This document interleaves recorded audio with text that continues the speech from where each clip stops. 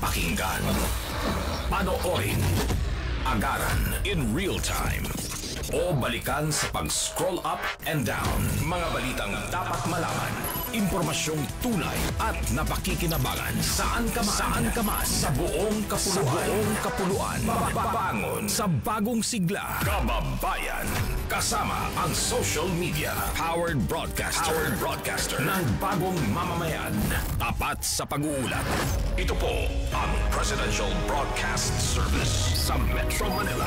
Radyo Pilipinas 1, 738 AM. Oras po sa buong Pilipinas, 5 minuto makalipas ang alas 3 ng hapon.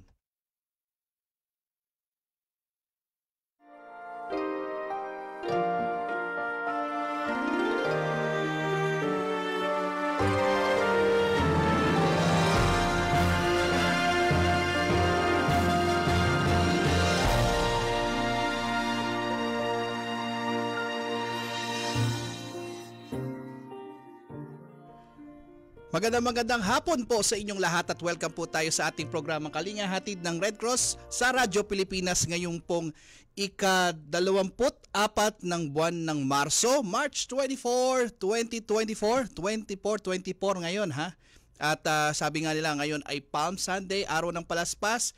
At kamusta po ang bawat isa sa inyo ngayong opisyal na nagdeklara ang Pag-asa na talagang summer na po at nararamdaman nyo ba ang init sa inyong mga tahanan at kung saan man kayo naroroon at dahil nag-declare na nga ang ating Pag-asa noong nakaraang Biyernes at talaga nga namang ramdam na natin ang init at bago po yan meron din tayong mainit na usapan ngayon hanggang alas 4 po tayo ng hapon.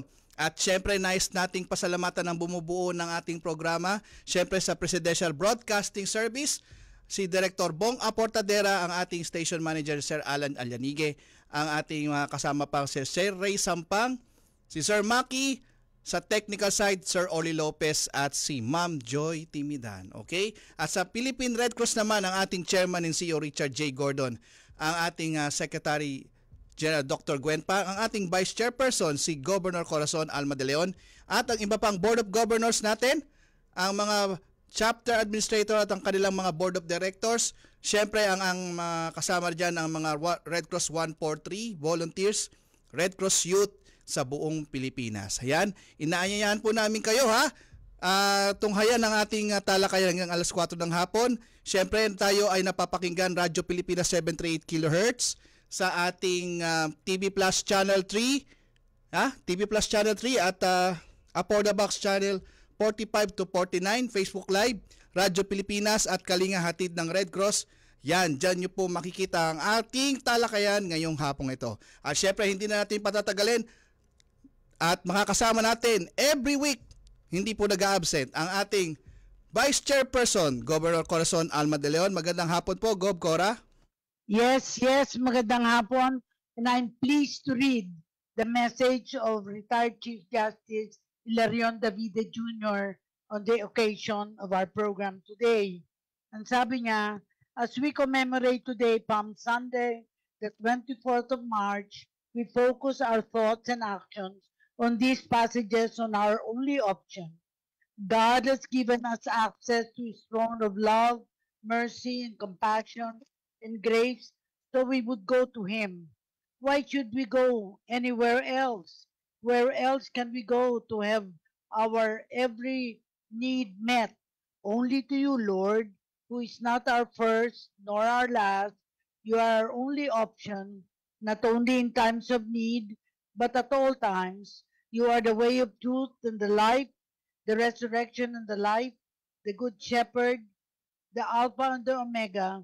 God always gives His best to those who leave the choice with Him. A blessed Palm Sunday to you and your loved ones, and of course to our radio program, Bago ang Lahat, Kalinga mula sa Red Cross. And we are very fortunate. We have two types of guests. Ang unang-una ay somebody who represents the Netherlands Red Cross Project and partnership programs with Philippine Red Cross. I am pleased to introduce our guest, Ms. Ixiar Santa Maria Barrioso from Yes. the Netherlands Red Cross, head of the delegation. Good afternoon, Itziar. Good afternoon. Hello. Ah, Hi, ma'am. Hello. yes, Good I'm so afternoon. happy to see you because we just met last Friday Yes. and you were afraid that I will make it hard for you. I promise you will not be so. But I also want to greet our local members of the Philippine Red Cross, the Rodino Cruz Chapter Service Representative, PRC Quezon City Chapter. Can you say a few words? Greet our guests. Sir Dino. Yes, magandang at mapagpalang araw po sa inyong lahat. Gob Cora, magandang araw po. At sa lahat po ng nakikinig po sa atin. Thank you very much. And we have also Mark Baas, Chapter Service Representative on Safety Services, PRC Cebu Chapter. Hi, Opo. Sir Go Mark. ahead. Good afternoon po. Hi, Sir Mark. Good afternoon. Magandang hapon. Good Good afternoon. afternoon po. Thank you. So, one foreign guest, and we have two local members of the Philippine Red Cross. So, I will first begin with Itziar, who I also only met last Friday. And of course, the first question always is, how long are you staying here in the Philippines? Hi, That's good pretty afternoon. easy. Okay, yes. Hi, good afternoon. Thank you for this opportunity. I arrived in the mid-2021 with the Spanish Red Cross assigned to the PD Barn project, largely found by the European Union and implemented in Barn. With the closure of the project last September 2023, I had the opportunity to continue working here in the Philippines, and that's how I joined the Netherlands Red Cross team. Yeah. I will go straight to the point, no? How is the partnership between Netherlands Red Cross and Philippine Red Cross, and what are the recent projects? Because we want to know that we are international humanitarian organization, and we want our listeners to let us know what are the special projects that you're engaged in now, and of course, have you visited already any disaster affected areas in the Philippines already? Go ahead, Itziar.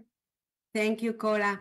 Well, Netherlands Red Cross has supported PRC since 2011 and opened an office in Manila in 2012 when a bilateral program was started called Partners for Resilience. Since then, we've been in the country and implemented several projects. Highlight that in the year 23-24, Netherlands Red Cross joined the humanitarian response led by PRC to Typhoon Haiyan, which was something really massive. The partnership between Netherlands Red Cross and Philippine Red Cross, I would like to define it as robust and collaborative. Together, we have achieved significant milestones, leveraging our complementary strength to deliver impactful outcomes for the communities. PRC commitment to excellence and teamwork continues to drive the success in the implementation of all the interventions that we have together. I would like to mention some of them so the audience can get familiar with our work, Netherlands Red Cross and PRC. So we have implemented projects with the WASH unit in Cebu and CDO. This project where, well, they have three main objective, I would say livelihood, income generation activities, supporting production of crops such as coffee and also goat raising, etc. Safe and sustainable water supply services in to Cagayan de Oro vulnerable urban, mostly living in resettlement sites involving water supply connections and installation of water meters, and hygiene awareness promotion targeted to almost, if I'm not mistaken, 40,000 people. Out of them, 5,000 were students. And I would like to highlight also the rehabilitation of hand washing facilities at the schools. Then now we are currently implementing regional hub projects that is largely found by the European Union. The idea is positioning it across the country, regional hubs that will enhance our PRC capacity to offer localized, inclusive, and effective services to individuals and communities, fostering community resilience and local ownership. Just, of course, we are talking about in case of crisis, hazards, etc. Integrated coastal zone management in Tacloban Leyte. We are now going through the second phase. Is a project that includes disaster risks reduction, water and sanitation hygiene, livelihood, and campaign and social cohesion, establishing a stakeholders platform to increase all of the society participating in the development of the project. Chair, I will let you rest for a while, no? I want to introduce Mark Yeah. Baas because I don't want him to get out. He's chapter service representative, as I mentioned, on safety services from Cebu chapter. You have not been to Cebu yet, no? Have you been? No. No. Fine. That's why I wanted you to meet so that maybe in the future he can tell you more about his chapter, because Mark is already a service representative from Cebu chapter, which is pretty much a busy chapter for us. Go ahead, Mark. Greet our listeners and tell us about yourself, how long you've been with Red Cross, and how long you've been also with Cebu chapter. Go ahead, Mark, and then I will ask Dino after. Mark, did you hear? Hello po. Sige, go ahead. Hello po. Oh, gaano Good katagal ka na sa Afternoon Cebu po. chapter? How long have you been with the Red Cross I've Cebu? been with Red Cross for almost 12 years already. I long. started out when I was still in fourth year high school as a Red Cross youth volunteer. And Volunteer? then when I was in college, I was a chapter youth council member, and I finished my bachelor's degree in radiologic technology. And after I finished my work in the hospital, naging CSR na po ako ng Cebu chapter. Wow. Later we will ask Yes you po. what you have been doing, first as a volunteer and later on as a staff. And of course, we have Dino Cruz. He is chapter representative, service representative of PRC Quezon City. I think its share would have been also accessible to Quezon City. Go ahead, Yes. Dino. So good afternoon to everyone. My name is Dino Cruz. So since 1997, nag-volunteer na ako sa Red Cross sa PRC. And then 2003 sa Quezon City chapter, nag-start po ako maging instructor ng sa safety services, and around 2006-07 naging staff na po ako ng Red Cross Quezon City chapter. Well, Go the reason you have been invited is because we are we will experience during this Holy Week, the so-called Visita Iglesia.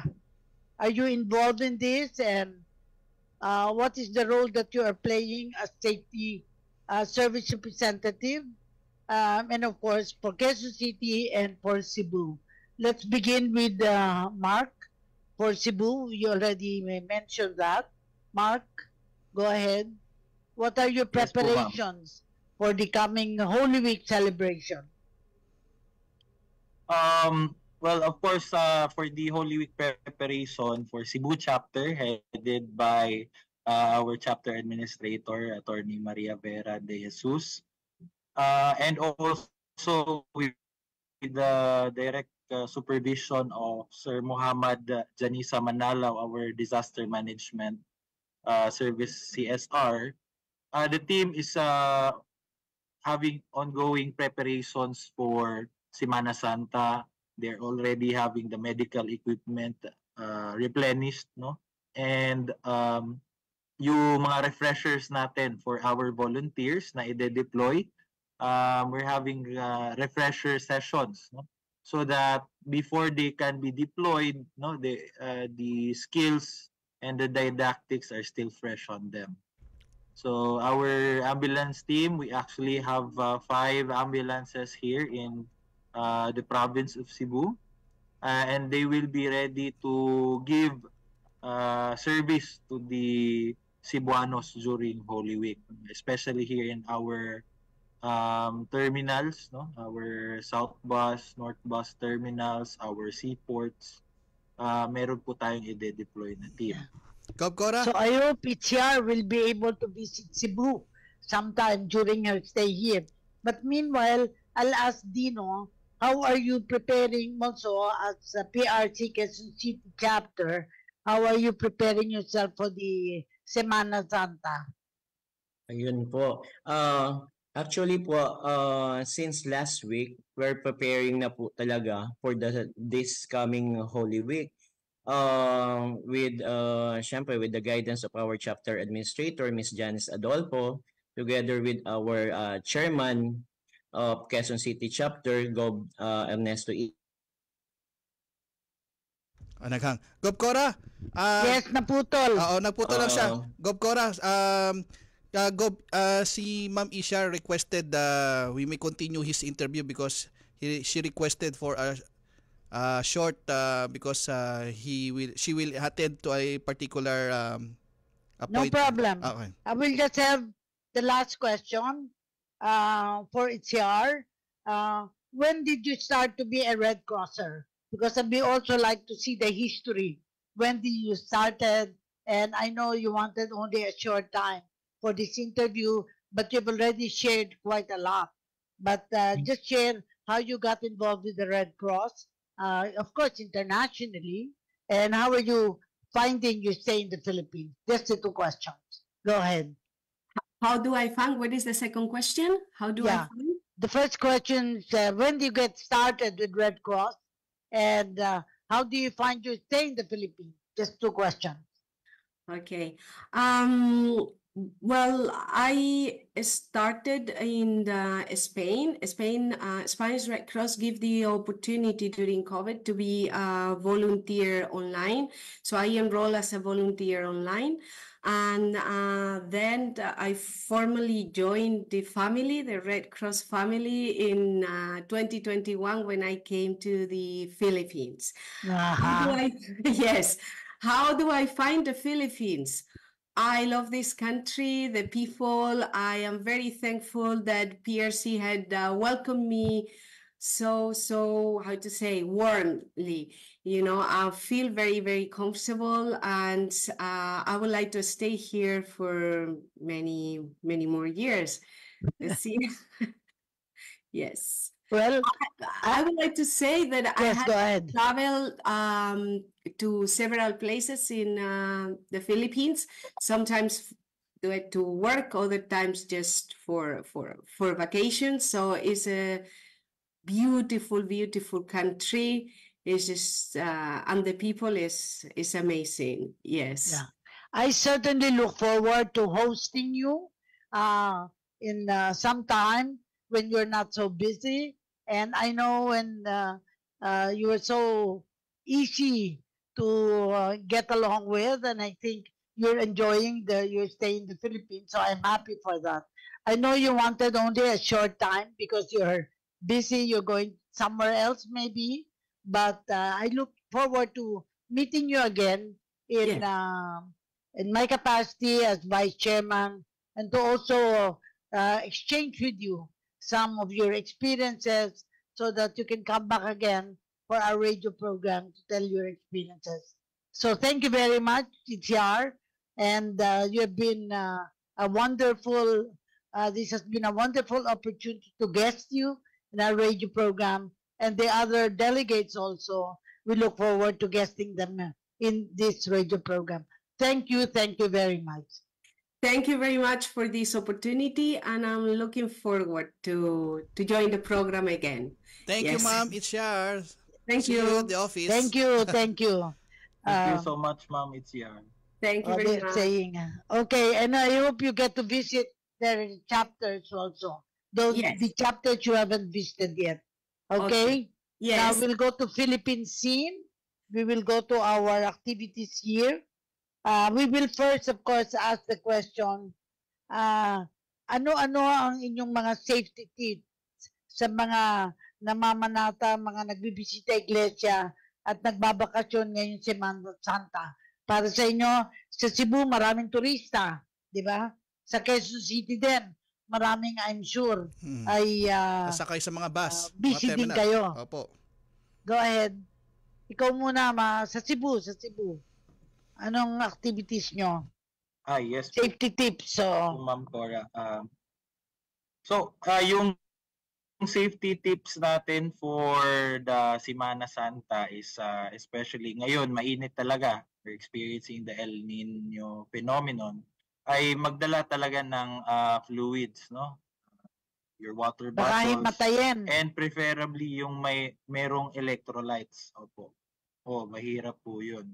Madali tayong ma-dehydrate pag na-expose tayo sa mainit na lugar or under direct heat of the sun.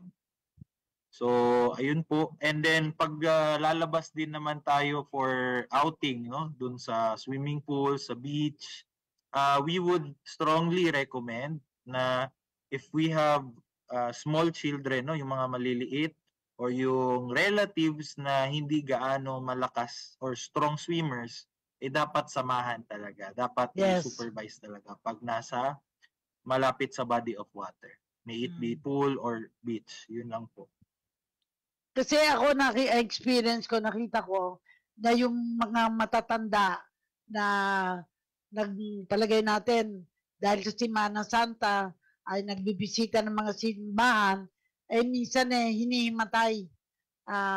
Ready ba ang inyong chapter na tumulong sa magagantong kasamang magkasakit sila at saan nyo dadalhin itong mga, sa karanasan nyo, saan nyo sila dinadala kung sakaling nakakasakit na kailangan dalhin sa facilities? Ano ang kahandaan nyo tungkol dito? Go ahead, Mark. Yes po, Ma'am Cora. Yung ambulance team natin, saka yung mga first aid station and welfare stations natin po ay meron po nakaantabay ng mga trained volunteers, mga EMTs, nurses, and they're fully equipped with your basic life support na mga equipment, especially yung mga ice buckets natin. Naka-standby na rin yung mga oxygen tanks natin if kailangan ng mga pasyente ng additional support at additional intervention. Pag hindi naman kaya ng ating team on the stations, i-refer na natin yan sa mga facilities, no, mga healthcare facilities na malapit. So nakaantabay din naman tayo dun sa operation center natin. We have our 24/7 medical director. Then we have to request operation center to advance call sa nearest na hospitals natin. We have Cebu City Medical Center, we have Vicente Soto and Chonghua Hospital and Cebu Doctors Hospital. So, Sa'yo naman sa nakaplan na po Quezon yung City, team. tatanungin naman natin ang Quezon City, no? Kung sakaling may nais humingi ng tulong, anong naman ang mga numero ninyo sa PRC Quezon City? Alam mo, ang napaka-importante, accessibility, na yung mga tumatawag, humingi ng tulong, ay makarating kagad. And in my experience, even with your chairman, Nesty Isla, ay alam ko, basta kailangan ng dugo, ay talagang ang karanasan ko ay naging mahusay naman, karakarakay nakakakuha ng dugo. Siguro ang unang tanong natin dito sa paghingi ng tulong, nagkaroon ba rin kayo ng first aid training schedule pa hanggang ngayon sa Red Cross? Meron ba kayo sa Quezon City? Go ahead. Opo, tama po yun, Gob Cora, no? Until last week, meron pa tayong mga trainings on first aid and basic life support CPR. Until sa 25 and 26 po, meron pa rin po tayo. Talagang sinusulit po natin yung mga trainings po para sa kahandaan po ng lahat, especially dun sa ating mga kababayan po na maglalakbay po at yung mamanata sa Bisita Iglesia. And also yung po para naman sa mga nights. Opo, yung sa tanong nyo nga po, yung sa tanong nyo nga po na yung number po natin, still yung local number po natin dito sa Quezon City na yung 920-3672, yan po yung hotline ni Quezon City Chapter. And also, syempre, yung sa Philippine Red Cross po natin na which is the 143. So, hotline number po natin, yan po is pwede po yung i-dial po nila, and then kung taga Quezon City po sila, i-direct po tayo ng Philippine Red Cross through 143 sa Quezon City Chapter. Yes. Para naman sa mga nais mag-training, ano mo? Kasi talagang ang chairman na palaging pinaparimahin ni chairman na patuloy talaga ang pagte-training natin sa first aid sa Philippine Red Cross. Ano naman ang sistema nyo sa pag-inquire both in Cebu at saka in Quezon City? Balikan ko ang Cebu. Ano ang sistema ninyo sa pagte-training ng first aid? Go ahead, Mark. What's your system? Yes po, Ma'am Cora. Yung system natin napakadali talaga, no? Every month meron tayong mixed group, no? This is open to the general public. Nagpo-post kami sa Facebook page ng Philippine Red Cross Cebu Chapter, okay?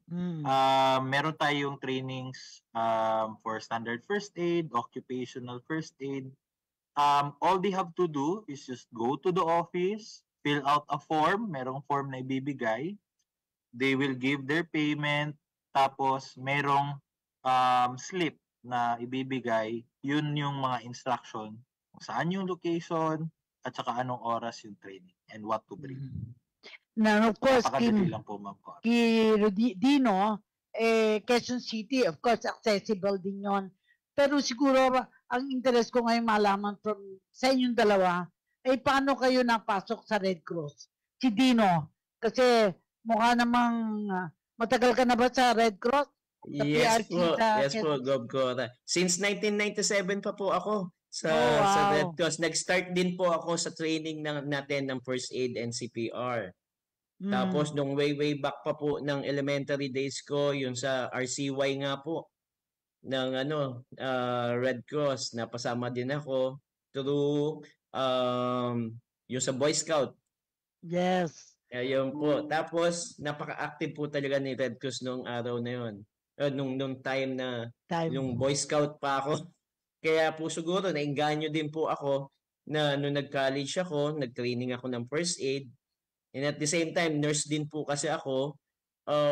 Medyo exposed po ako in helping community. Kaya siguro po nandun po talaga yung puso ko sa pagtulong sa kapwa natin. Siguro maganda ding balikan ninyo sa inyong karanasan, ilang first aid stations ang naitayo ninyo in Cebu and in Quezon City. Let's start with Mark. How many first aid stations ang naitayo na ninyo at the time of yung mga ibang events na nangyari? And then I'll also ask Quezon City. Mark, go ahead. Natatandaan mo ba kung ilang first aid stations ang kasi nagkaroon kayo ng sinulog, nagkaroon kayo ng marami kayong mga activities. So, ikwento mo kasi palaging tinatanong saan naroon ang mga first aid stations ng Philippine Red Cross. Iba-iba kayong chapter. So, siyempre, iba-iba ang response dito. Let's start with Cebu. Yes po, Ma'am Cora. Nagkaroon na po tayo ng various, several first aid stations starting from the month of January. Yung big event natin, the Sinulog Festival. Yes, so dinadagsa ito. Millions of devotees and tourists na pumupunta. So, syempre, nag-set up tayo ng ating emergency medical unit, no? Yung emergency field hospital natin under the leadership of Ma'am Vera and Sir Arjuna Cagadas. And with the support of volunteer services natin, si Ma'am Ana, yung ating team is ready when it comes to mga big events, no? Subok na pa talaga yung ating team when it comes to big events. Then we also had the Pasigarbo sa Sugbo, no? Big events natin. Yung team natin also handles yung mga sporting events like marathons, concerts. So talagang subok na talaga yung team natin dito sa Cebu when it comes to first aid stations po. And next week, yung Holy Week natin, yung Semana Santa, yun yung ating pinaghahandaan talaga. Yes. Of course, napakalapit ng Quezon City. Napakalapit sa central office, sa national headquarters. So madaling makita kung ano ang ginagawa ng PRC Quezon City. Yes. Dino, Yes, kasi nakalagay dito chapter service representative. In a day-to-day work, ano-ano talaga yung trabaho sa Quezon City? Opo, actually po, no, multitask po talaga tayo pagdating po sa Red Cross. So, bawal po talaga magpahinga. Kasi po, ang Hindi naman accident... bawal magpahinga, bawal magkasakit. Bawal po pala magkasakit. Yun po pala yun. Sorry po. Ang ano po natin dyan is talagang bawal magkasakit kasi ang daming talagang umaasa sa atin. Yeah. Pagdating po sa mga ano po ng tulong, especially sa blood, sa mga ambulance po natin, sa 24/7 po natin na yung ating response, no? Pag may mga sunog, kalamidad at kung ano-ano pa po. So talagang yun po masasabi ko, bawal po talaga sa atin ang magkasakit. Gov-Cora. Ready naman po tayo talaga. Magbe-break na ba? Opo, Gov-Cora, magbibigay daan lang tayo sa mga commercial break. Kayo po, Sir Dino at Sir Mark, hintay Hindi lang po. muna tayo, Alex. Opo, hangon lang po kayo dyan sa Zoom nyo. At pagkatapos ng commercial break, meron lang tayong ipapalabas na video nung ginanap nung nakaraang Biyernes dyan sa Philippine Red Cross Logistics Multipurpose Center. Papalabas po natin after po ng commercial break. Diyan lang po kayo. Okay. Binigyang diin ni Pangulong Ferdinand R. Marcos Jr. ang kahalagaan ng kanyang pagbisita bilang first Philippine President na humarap sa German business leaders sa loob ng 10 taon. I personally bear the great significance of this visit as I note that this is the first time in 10 years that a Philippine president has visited Germany. It is addressed the business community here in Berlin. The timing is auspicious as it coincides with the celebration of the 70th anniversary of the establishment of diplomatic relations between our two countries. Naniniwala ang Pangulo na mas magiging matibay pa ang ugnayan at strategic partnership ng Pilipinas at Germany. The Philippines and Germany both have aspirations for de-risk and diversified production and market value chains, which future-proofs our economies from the geopolitical vagaries of our times. Our mutual commitment to democracy and the rules-based global order makes for a robust and enduring foundation for a sustainable partnership in trade and investment. Para sa iba pang mga balita at impormasyon, manatiling nakatutok, tapat sa pag-uulat, Radyo Pilipinas. Ngayong panahon ng El Niño, narito ang ilan sa maaari nating gawin para makapagtipid ng tubig. Laging siguruhing sarado at walang tulo ang mga gripo kapag hindi ginagamit. I-check ang mga tubo kung may tagas at ipaayos agad kung mayroon. Imbes na mag-shower, gumamit ng balde at tabo sa pagligo. Gumamit rin ng baso pag nagsisipilyo. Gumamit ng plangganang may sapat na tubig kapag naghuhugas ng mga kaldero, plato at iba pang pinagkainan para maiwasan ang tuloy-tuloy na pagdaloy ng tubig sa gripo. Ipunin ang used water at ito ang gamiting pang-flush sa toilet. I-report agad ang mga makikitang illegal water connections, gayon din ang mga unauthorized na pag-iigib sa mga fire hydrants. Ito ay mga simpleng paraan lamang, ngunit sa ating kooperasyon ay malaking bagay ito upang masigurong sapat ang ating water supply sa lahat ng panahon. Isang paalala mula sa Presidential Broadcast Service at Radyo Pilipinas. Tapat, sa pag-uulat. Radyo Pilipinas, 738 AM.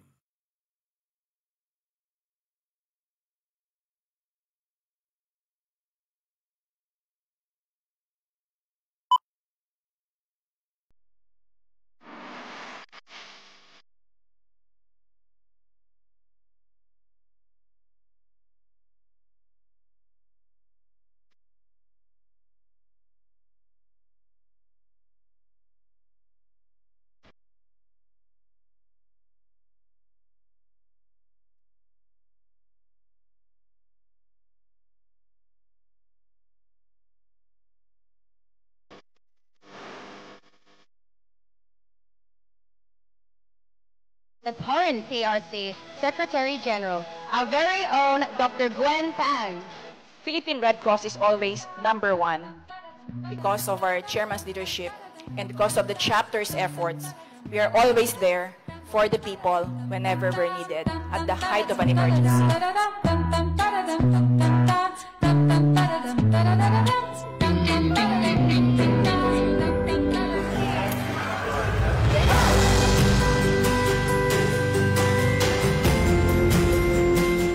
All have to carry the load, and that's my message today. We all have to carry the load.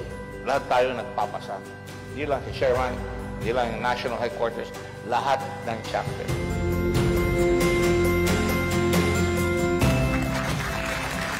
I don't want to break you, I want to save you. I don't want to do you, I want you for me. I don't want to lose you, sad and lonely, lonely.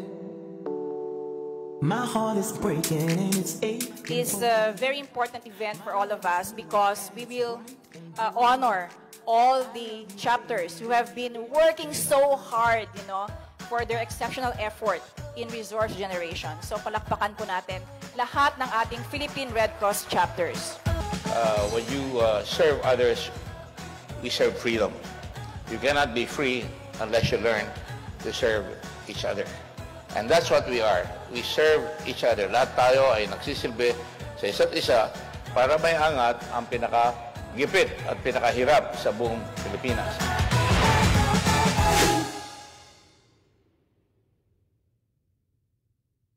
Day, Fan and Membership Kick-Off dyan po sa Philippine Red Cross Logistics and Multipurpose Center na sana dinaluhan po yan ng mahigit 200 staff, volunteers ng tsaka mga chairpersons at ng board of directors ng mga iba't ibang chapter at syempre ang PRC Chairman and CEO Richard J. Gordon at ang ating Secretary Dr. Gwen Pan express gratitude to the participants for their support and commitment to the services of PRC. The chairman added, the hard work and dedication of our chapters are the reason why PRC has been the partner of choice of our partners and donors in all sectors and the public for the last 7 decades. Yan po. Gob Cora, kasama po kayo dyan. Yes.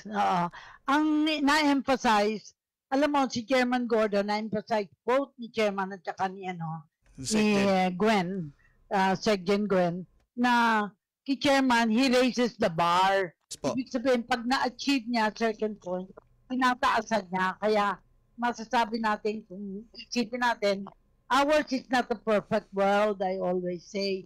Pero it is precisely our task to make it as perfect as possible. Yes, ma'am. Kaya talagang ang challenge is nasa lahat. At babalikan ko, si Mark at si Rodino, sa inyong karanasan, ano yung naging karanasan yung hindi makakalimutan? Kunwari, ini-interview kayo, karanasan hindi makakalimutan, na sa palagay nyo, make you feel how important you are in the Philippine Red Cross and how Philippine Red Cross is important to you. Let's begin with Dino, hindi tayo pa tapos. Dino, ikaw muna. Anong karanasan mong hindi mo makakalimutan? Yes, Sir Dino, nako. Babalikan ko po talaga yung mga mga karanasan na yan. Especially nung ako ay nag-specialize pa as chapter service representative. Dati pa dyan sa port area nung nagkaroon ng pagsabog, Glorieta bombing. Yung Glorieta bombing na yun, habang kami po ay nag-specialize on safety services, Yes. na-deploy po kami. Nag-rescue. Oo. Nag-rescue po kami. Yung abrupt po talagang as in pinull out po kami dun sa training namin, and then pina-deploy po kami lahat ng mga CSR na nagta-training doon papunta sa may Makati na bombing incident. Doon din napakita ni Chairman Gordon ang yung konsepto natin na always first, always ready, always there. Action agad, no? Tama po, Gov Cora. At doon po pinakita po talaga ni Chairman Gordon yung hard work and dedication po ng PRC na talagang pag kailangan tayo, nandyan po tayo. Correct. Balik tayo kay Mark, ano? Si Mark, ano yung unusual na experience mo? Or kumbaga, karanasang hindi makakalimutan? Whether you were in Cebu or elsewhere? Kasi minsan, di ba, nadi-deploy kayo? Katulad ng Sahayan. Anywhere na na-assign kayo, yung karanasang hindi mo makakalimutan, Mark. That it made a mark in your career. Go ahead, Mark. Well, yung mga hindi ko talaga malilimutan is yung experience na I was able to deliver yung bata, no, sa office ng so because kasi hindi ako nurse but I'm a RadTech, no, radiologic technologist. But because of the training ni Philippine Red Cross, no, they trained me to become an emergency medical technician. Dun na-follow ko yung steps na tinuro sa akin ng mga instructors ko in the name of Sir Donato Juan and Sir J. Lord Abrigado, no, our current safety services manager. Na-deliver naman namin yung actually I delivered 6 kids during my time, and it was very life-changing. And yung second one is during Odette. Yes, sa ambulance kami naka-assign, but during Odette, we were helping the WASH unit, no, ni Sir Arjuna Cagadas, na we were able to set up yung mga water treatment units para merong mainom ng mga tao. So I think that's very life-changing for me. Very at yun ang priceless talaga na walang ibang tao makakapagbigay, which is volunteering through Red Cross. Walang kapalit na bayad. To both of you, I was then Secretary General when envision yung Red Cross 143 as early as then. At tayo, umaasa tayo na in every barangay, in every chapter, may makakatiyak tayong may mga volunteers. Kaya ang tawag doon, Red Cross Volunteers 44, no? Ibig sabihin, in every service may serbisyo. So, siguro tanungin ko kayo, ano naman ang estado ng Red Cross 143 sa inyo? Kasi iba yung in spirit meron. In numbers, kailangan din natin yan. Oo nga, may in spirit, pero you don't have the numbers. At saka you don't have the readiness in the technology. Kaya volunteers plus information technology, talagang very important. So you tell us your experience because para sa akin, yun ang final salvo ng interview na ito. Pagkukwento kayo ng inyong naging karanasan working with volunteers and how come some of them stay long, some of them do not stay. Anong mga reasons bakit na-motivate sila? Anong reasons bakit nawawalan sila ng nawawala sila ng gana sa pagbo-volunteer? Ikaw muna, Dino, sapagkat matagal ka na sa Red Cross, pero hindi lang yata Quezon City. Saan ka pa ba na-assign bukod sa Quezon City? Bali, nung una po, nag-volunteer po ako sa Rizal chapter. Okay. Tapos nalipat po ako. Tapos taga Quezon City po talaga ako. And then, doon na po ako nagdire-diretso po sa Quezon City. Dito po. Correct. I share the feeling because ako din nagsimula sa Rizal chapter. before I got elected to the board. So, medyo malaki ang Rizal chapter. And of course, malaking challenge kasi maraming lugar na kailangan tingnan. Time pa po ni Dr. Alguelles. Yes. Yes, opo. Si Mark, kasi sa Cebu, palaging sinasabi, meron kayong, di ba, malaki ang inyong ano dyan eh. Nakita ko yung parang warehouse ninyo sa Cebu. Hanggang ngayon ba, may malaki pa kayong warehouse dyan na maikukumpara sa National Disaster Control Council? Malaking bodega, malaking warehouse. Hanggang ngayon ba, meron pa kayo dyan sa Cebu? Yes po, Gov Cora. Meron po tayong yung warehouse dito sa ating Cebu province. Yes po, dito sa Cebu chapter, we have one regional warehouse which is located dito sa Mandaue City, Barangay Hagubiao, and it serves as the regional hub, no?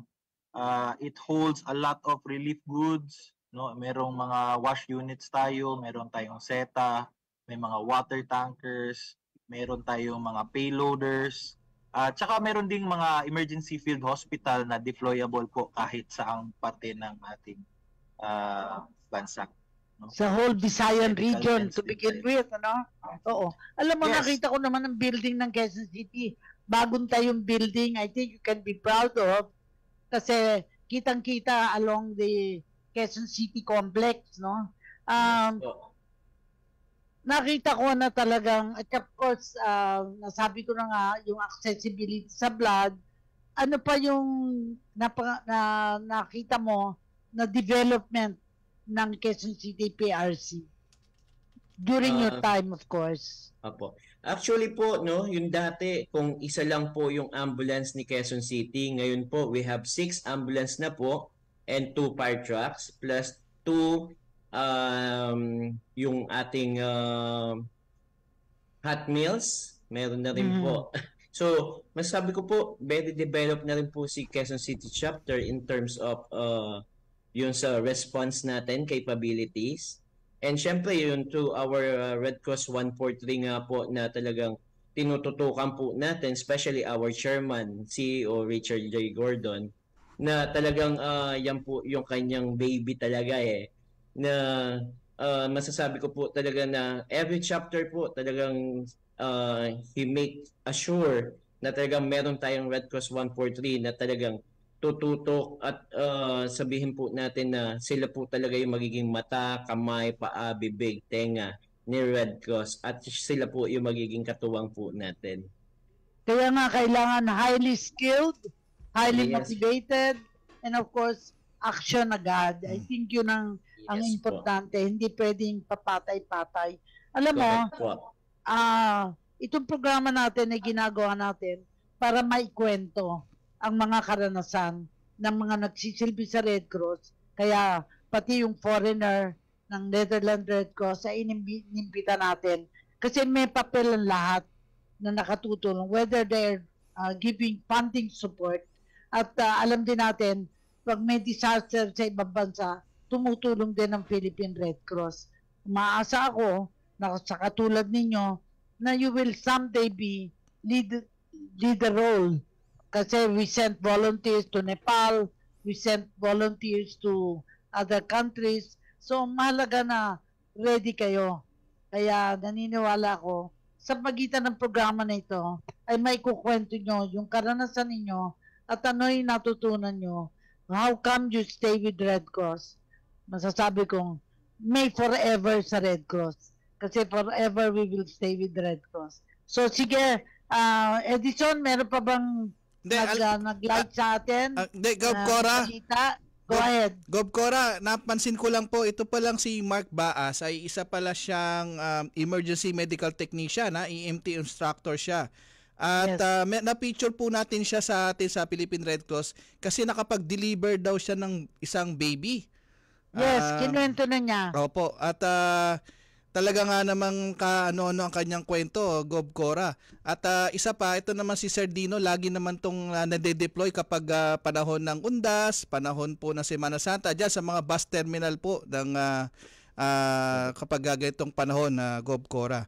Anyway, sa Cebu, darating po dyan si Chairman Gordon at si Sec Jen sa darating na Martes at I think magte-turn over sila ng bahay na solar power. I think may kwento mo nga ng konti yan, Sir Mark? Sir Mark? Yes po. Yes po, Sir Edison, our dear Chairman and CEO, Richard J. Gordon will be here sa Municipality of Alegria, Cebu. Magto-turn over po tayo ng full shelter assistance. No? At yung full shelter assistance natin, may kasama po itong solar panels. Yes. So that itong houses natin is self-sustaining. State of the art Yes, siguro. opo.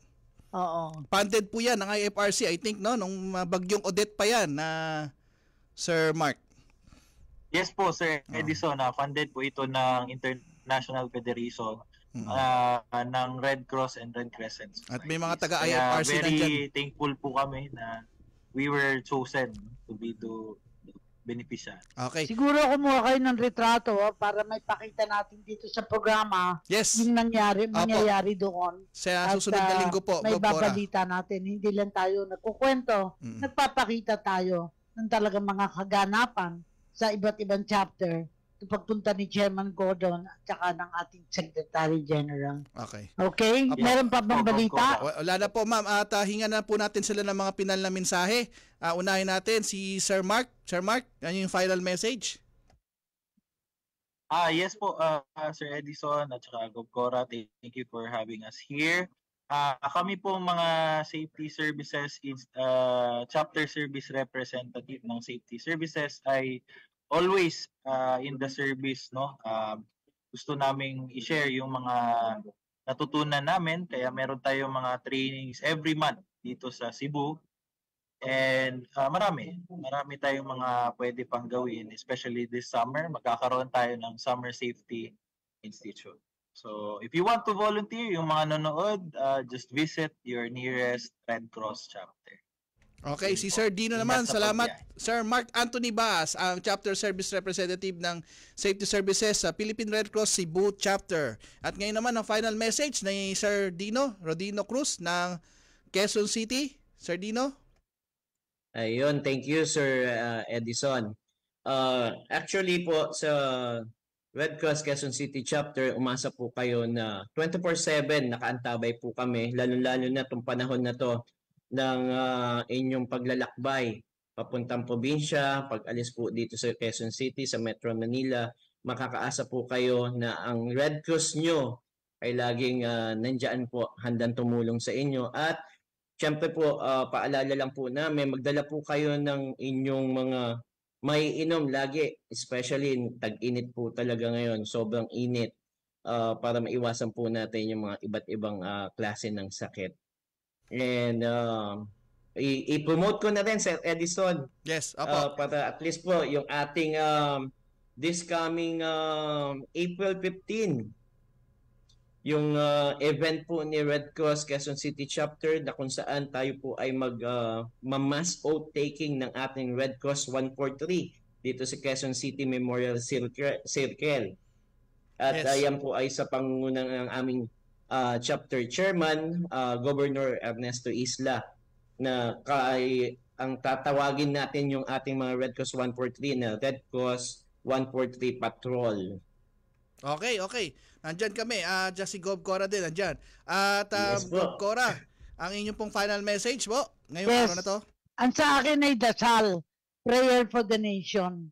Lord, let me be the change I want to see, to do with strength and wisdom all that needs to be done and become the hope that I can be. Set me free from my fears and hesitations. Grant me the courage and humility. Fill me with spirit to face the challenge and start the change I long to see. Even if I'm not the light, I can be the spark in faith, service, and communion.